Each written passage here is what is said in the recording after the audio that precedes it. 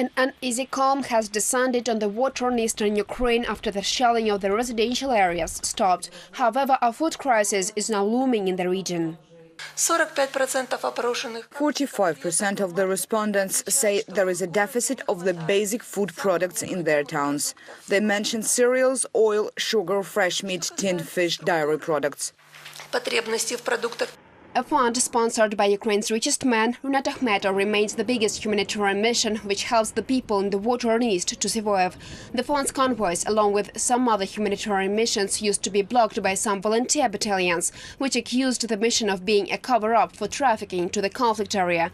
The fund rejected the allegations, yet after that dispute was resolved, access to the Donetsk and neighboring Luhansk regions, also known as Donbass, was renewed due to anti-trafficking measures introduced by the government. Ukraine intensified the requirements for delivery of the humanitarian aid. Many volunteers cannot deliver food products because of this. The number of certificates necessary to distribute the relief has increased fivefold. Volunteers say they are now having a hard time obtaining those certificates and getting into the conflict zone. One can find not only soldiers and volunteer fighters on the checkpoints on the Ukrainian side, there are also border guards, customs officers and even fiscal police.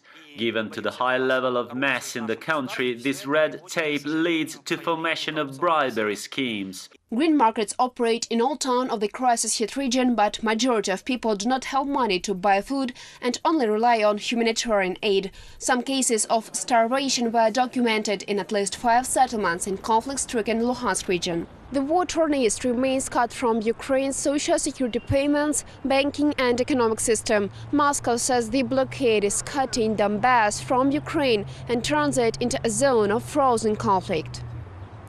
Lensa Press TV, Kiev.